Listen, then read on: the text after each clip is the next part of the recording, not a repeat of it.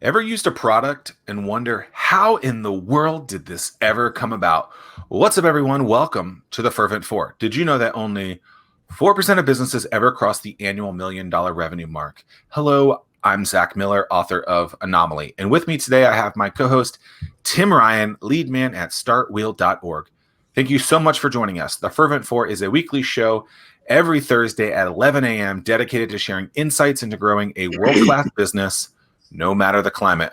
One day, Steve Waddell had a business idea. This idea was unlike others he'd had in the past because he couldn't stop thinking about it. Today, that idea is Nasoni, the world's first fountain faucet. Steve Waddell and Dave Scouler, welcome to the Fervent Four. How's it going, gentlemen? Awesome. Thanks, Zach. Great to be here. Yeah, thank you, Dave. It is wonderful. Dave, I think the first question is going to be for you because a special guest just came into the screen. What dog is that? You're one of four, you said? Yeah, we have 4 dogs. 3 of them are rescue dogs, and that one is the smallest but the sauciest. So he thinks he casts a much larger shadow than he actually does. But he's just doing his job, and if they get noisy, I'll mute while they do that. So, but thanks for asking. Yeah, our newest one is a puppy, is a Great Dane puppy. He's 8 months old and he's 115 pounds already. Steve, are you a dog guy? You may see him. Yeah. In fact, my wife and I rescue German Shepherds. Most of them have come from Southeast German Shepherd Rescue. Where's that? Physically, they're probably virtual. And so they have a website, they have a Facebook page. And like, for example, one of our German Shepherds was abandoned in Williamsburg. And so we picked him up. That was Thor. And then Remy was abandoned in North Carolina. He had heartworms and somebody didn't want to pay to have him treated. So they got him and they treated him. And then we rescued him. I went down and got him out of North Carolina. And our latest dog is Rose. And they belong to a couple in Oregon who were moving to Florida and they couldn't take her, going to a retirement home, couldn't take her with them. And they were going to put her like in a shelter or something like that. I met them on Facebook. I drove to Nashville and they drove to Nashville and we did the exchange and I brought her home the next day. I'm always interested in learning about parallels between things that seem to have nothing to do with business and then something else, right? So like fitness and business, cooking and business and things like that. Yeah. I'm interested in how, Steve, by rescuing these German Shepherds, have you found any parallels there between the rescue of adopting a dog and helping those puppies out and business? Well, I guess one thing is they're a stress relief. You have stresses sometimes during the day. And to get home and see the dogs, no matter what happened during that day, when you get home, they're going to be excited to see you. They're jumping up and down and just always there for you, So, yeah, that's the biggest tie-in, I think I'd say. Mm-hmm. People that have dogs know what I mean by stress relief a dog, Yeah. And if I can add to that or complement that, I mean, I've gotten to know Steve over the last couple of years, and one thing that I think is a crossover between, rescuing animals that need, a good home is, the character of how to care for something that needs it. And if it's a business idea that needs care, Steve is always there, always. And I've seen him and I've met his dogs and they're wonderful dogs, but, they take a fair amount of energy and bandwidth. And so, as I've interacted with a lot of entrepreneurs and a lot of business people, character is emerging for me as a very important characteristic for how you build a team, how you advance your idea, how you garner resources and enthusiasm for what you're doing. So it's just, most people think, well, he's the smartest guy in the room, right? And he's pulling this idea together. Well, most of those guys don't make it, in my experience. Then the guys that make it are able to create an environment that people want to participate in, and that gets to character and curiosity and courage, even a little craziness. But, there's just some things that I think in the introduction here, I think around, well, who is this guy? Steve. And I think I would share from my vantage point, it's the person that is the foundation for the development of the idea. Dave, I'll have to pay you later for those kind words. Tim and I have known each other for a long time. We've been doing this show for about 6 or 7 months now.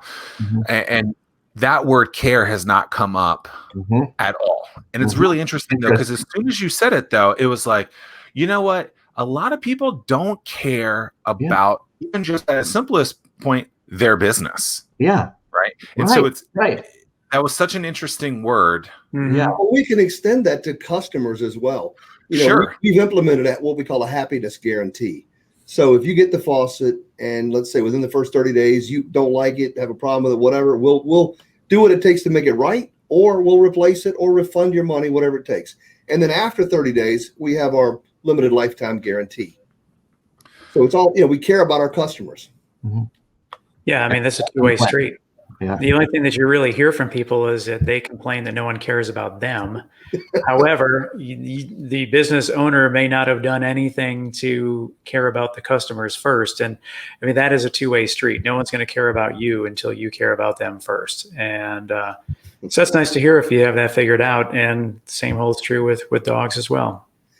Thank you. And I'll also share that we also care about the planet. And because we just announced last week on Imagine a Day Without Water, that our new mission, our bold new mission that we've just announced, is to save over 1 billion gallons of water annually and make people's lives easier in the process by 2030. So that's our longer mission goal now. Something that I don't think a lot of people think about from a water perspective, and we're going to and be thinking the next question I'm going to have for you after this is around just the backstory of Nasoni and what it is and things like that. But single-use water products and single-use products in general, it's like a water ball and stuff like that. So there was a documentary that I watched about a year ago called The Game Changers, and its whole thing is basically how to become a fit athlete, a super athlete by being vegan. But in it, there was a statistic that basically said something like, for every pound of meat that you eat, it's like 10,000 gallons of water to produce that piece of meat. Now, look, I probably butchered that stat, but the fact that we consume so much water, even though we're only consuming so little water, it's pretty mind blowing to think about that, and it's something that I've been trying to over the last year really try to be cognizant of, and I appreciate you guys trying to do that. Well, let me share with you and your listeners. 3%, only 3% of the water on Earth is available as fresh water. The rest is salt water. Wow. And out of that, 2% is frozen. So that means 1% is left for our use. That's really hard to believe. And then what we've done is we've created a water saving calculator on our website. And what it shows you is when you install our fountain faucet, and if you use it up to 6 minutes a day, in place of where you would use a normal faucet, it'll show you how many gallons of water you'll save annually. And that's what a lot of other companies will do. But we took it one step further. If you look at your water bill, let's say right here in Suffolk, right, there are 3 different components. You pay a water fee for the water usage. You also pay a fee for wastewater treatment, and then you pay a sewer fee. So we also calculate all 3 of those fees, and then at an annual level. So now you can see what your payback period for changing out to a fountain faucet. And in many cases, it's just only 2 to 3 years. And the third thing is we give you the amount of greenhouse gas that's saved because of the lack of the production of those gallons of water, which is incredible. And the treatment, for two people in Suffolk using the fountain faucet 6 minutes a day in place of the others will have about $180 saved annually, and they'll save over 10,000 pounds of greenhouse gas. Interesting. Is there any tax incentives for the green effort that's taking place? I mean, I know there's tax advantages for going solar. Is there anything for water conservation? So we're looking into that, and that's a great question. And it also leads to, we're looking for our next round of investment. And one of the things that I've told the team is I want our next investor to be in the green space. And because we want somebody that can bring us to the table all the knowledge and connections in that industry. So we've started that hunt, and we've got a guy that we're working with now named Christian Siebens. And Christian is talking to 2 different investors. We'll hear from him either today or tomorrow, But he has a lot of knowledge and experience in that space. I'll let Dave elaborate just a little bit on Christian. Mm-hmm. Yeah, there's, you come across, like Steve was talking about earlier, you come across, people that sort of get captivated by what you're doing, and they can see the purpose of it, and they can get behind it, and then they can say, well, how can I help that? So Christian is a very successful entrepreneur, and he has, a number of connections into areas and businesses that he has a passion to help grow. So what does that mean? For him, bringing ideas, bringing products that are very much on theme in terms of, what are today's and tomorrow's consumers and homeowners, what are they going to be really looking for? And so he has a business that involves energy and energy conservation within homes, and that's taken him to talk to the more sophisticated, I would say, builders who are, serving that market. And as we got to know him, he said, well, the water conservation is going to be a huge issue. And so he really got behind it. And he's now talking to the relationships that he has that will inevitably help us in the B2B side to, get our product known and used and respected and valued, in the commercial space. And he's going to San Juan in a couple of weeks, and he has some developers down there that he's anxious to showcase the product for.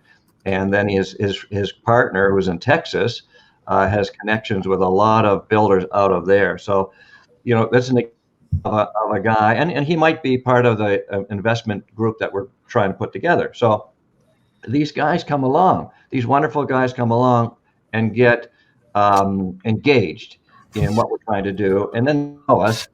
And then there's a certain amount of spirit there that carries us forward. And so we'll have a call with him tomorrow, and we're excited to kind of hear what he has to say. But one other thing I would just add, this is a personal experience. I've had, Nasoni faucets in my home now for several months, and I just love them for sure. I don't, it's a genius invention for sure. I would hope so at this point. No, but the thing that surprised me, this sort of unintended positive, circumstance or benefit is my wife said to me the other day, she said, Dave, and we leave ours in fountain mode because that's all we really need. So, but what that's done, mindset wise, my wife said to me, you know what, this has made me really sensitive to how much water I use in the kitchen and in the shower. And, just an overall awareness of, this is something very special. And she's cheering us on for, people to get, for the products to get known and for us to be successful. But she said, for me personally, this is the impact it's had. I love using it, of course, but it's also, it's impacted the way I enter each day around water. Said, wow. So Zach, really quickly, when I first did this, it was all about, I got tired of sticking my head under the faucet to rinse after I brushed, and I said I was going to fix it. And along the way, I've learned all these new uses. Dave gave me one that I'd never heard of. So Dave, come on and share it. Yeah, well, I don't know. This might be too much information. No, it's good. It's good. It's okay. I'm an older guy, right? I'm an older guy, 68 years old. And so it's not uncommon for me in the middle of the night to need to, go to the restroom. And, we've got the dogs and my wife is there. And so I've learned what I call stealth mode. So I will slide out, no lights on. I'll go into the bathroom, right? Very quietly. I'll go into the bathroom, do my business. And then on the way back, I'll get a drink out of the fountain. And there's no noise, no lights, and I don't disturb anyone. You have to tell them you left it in fountain mode. Yeah, no, I leave it. We leave it in fountain mode. So I know right where it is. I know where the stream's going to be, and it's an enhancement to my. Otherwise, I hate getting up in the middle of the night. But anyway, I'm sorry. It's a little personal, but it is real. Hey, nothing like a little chug of the water in the middle of the night. Love it. Exactly.